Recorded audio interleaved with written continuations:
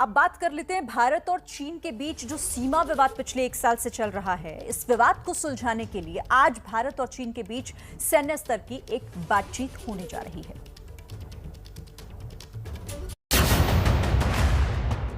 करीब 1.5 साल से एलएसी पर विवाद के बीच आज भारत और चीन के मिलिट्री कमांडर्स की मीटिंग होगी। सीमा विवाद को सुलझाने की कोशिश में इन दोनों देशों के बीच कोर कमांडर स्तर की 12वें दौर की बैठक है। बैठक चीन के इलाके माल्डो में सुबह 10:30 बजे होगी।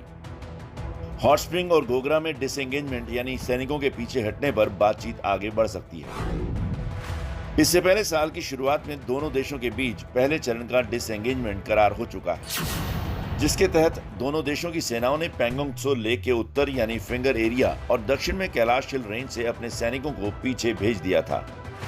11वें स्तर की कोर कमांडर्स बैठक में चीन ने पैंगोंग त्सो इलाके को छोड़कर दूसरे इलाकों में विवाद से इनकार किया था, लेकिन फिर भारत और चीन की विदेश मंत्रियों की बैठक में हुई कूटनीतिक चैनल के जरिए सैन्य स्तर की वार्ता पर बात बनी, जिस वजह से इस बैठक में समाधान की उम्मीद भी बढ़ी है।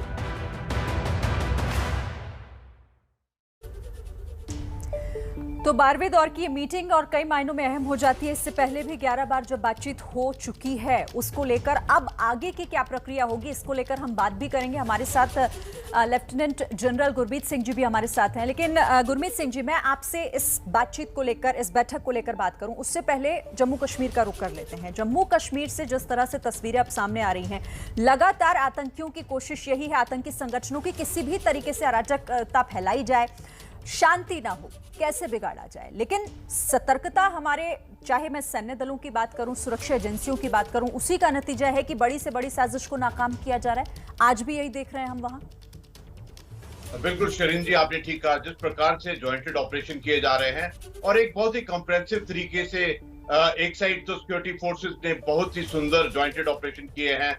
देखिए, आप जुलाई के महीने में देखिए तो 18 टेररिस्ट को मार गिराया है और उसमें मुख्यतः एलईटी के हैं। और सबसे बड़ी बात यह है कि इसके अंदर में एलईटी के 4 कमांडर्स को मार गिराया है। और ये जो सफलता मिली है ऑल आउट ऑपरेशन की, ये इसलिए है क्योंकि जो सिक्योरिटी फोर्सेस की प्रोफेशनलिज्म है, उनके काम करने का तरीका है, जो काउंटर टेररिज्म का एक्सपीरियंस है। लेकिन बड़ी बात यह है कि अभी स्पेसिफिक इंटेलिजेंस आती है, अवाम का सहयोग है, उसके अलावा एक बहुत ही कोऑर्डिनेटेड तरीके के साथ में आपने जिस प्रकार बताया कि एनआईए ने जो 14 लोकेशन के ऊपर में कर रहे हैं, इससे जो ओजीडब्ल्यू नेटवर्क है, जो लॉजिस्टिक और फाइनेंशियल नेटवर्क सपोर्ट करता है टेररिज्म को, उसके ऊपर में एकदम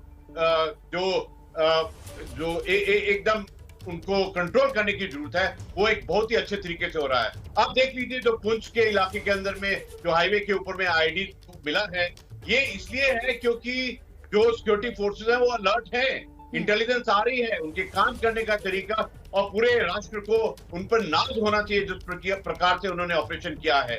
और पूरे कश्मीर को देखें तो जो सिक्योरिटी फोर्सेस ने इस साल किया है, तकरीबन 80 से ज्यादा टेररिस्ट को मार गिराया है। और अच्छी बात यह है कि उनकी जो टेररिस्ट लीडरशिप है उसको टारगेट किया है और बहुत ही अच्छे तरीके से उसको एलिमिनेट किया है।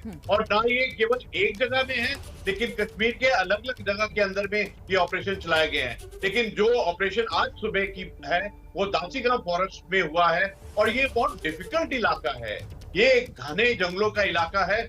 और यहाँ पे ऑपरेशन करना बहुत मुश्किल हो जाता है क्योंकि घने जंगल हैं और हाइडआउट्स वो बहुत ही एक इनोवेटिव तरीके से बनाए जाते हैं।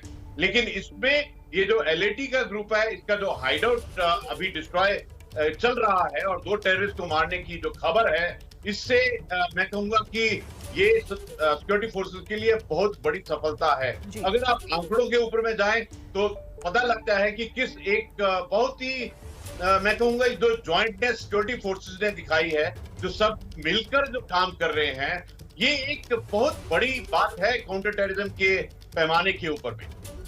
बिल्कुल, और देखिए उसी को लेकर हम कह रहे हैं कि ये एक बड़ी सफलता है। जिस तरह से हमारे सुरक्षा बल, हमारी सुरक्षा एजेंसियां काम कर रही हैं, वही आतंक को तोड़ने की दिशा में आगे कदम बढ़ा रही है। ठीक है सर, मैं आपसे बात करूंगी भारत चीन के बीच जो ये बैठक हो रही है उसको लेकर भी, लेकिन उससे पहले नीरज हमारे सहयोगी जुड़ गए हैं, मैं उनसे अपडेट ले लेती हूँ। नीरज, थोड़ी देर का वक्त और बचा है क्योंकि 1 साल से ज्यादा का एक लंबा वक्त बीत चुका है। 11वें दौर की बातचीत हो चुकी है, अब 12वें दौर की बातचीत, क्या डिटेल्स? बिल्कुल, देखिए ये बहुत अहम मीटिंग होने जा रही है। इसलिए अहम है क्योंकि इससे पहले जो 11वें दौर की मीटिंग हुई थी भारत और चीन के सैन्य कमांडर्स के बीच में, उसमें चीन ने ये बात मानने से इनकार कर दी थी कि एलएसी जो पूर्वी लद्दाख से सटी हुई जो लाइन ऑफ एक्चुअल कंट्रोल है, वहां पर और कोई विवादित इलाका है। उनका कहना था कि सिर्फ और सिर्फ पैंगोंग त्सो इलाका के उत्तर में जो फिंगर एरिया है और दक्षिण में जो कैलाश हिल रेंज है, वही सिर्फ विवादित इलाका था और वहां से पहले चरण का डिसएंगेजमेंट फरवरी के महीने में हो गया था। तो अब बाकी और कोई विवादित इलाका बचा नहीं है, लेकिन भारत का कहना था कि इसके अलावा भी विवादित इलाके हैं।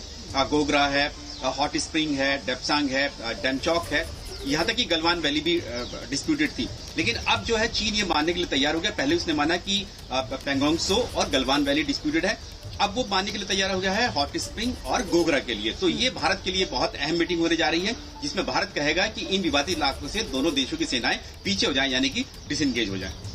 ठीक है नीरज, फिलहाल देखिए जिस तरह से उम्मीदें तो बहुत की जा रही हैं 11वें दौर की बातचीत के बाद, अब अगले दौर की बातचीत थोड़ी देर में शुरू होने वाली है। गुरमीत सिंह जी भी हमारे साथ हैं, नीरज राजपूत भी हमारे साथ बने हुए। एक छोटे से ब्रेक का वक्त हो गया, फौरन लौटेंगे तो इसी खबर पर आगे चर्चा करेंगे।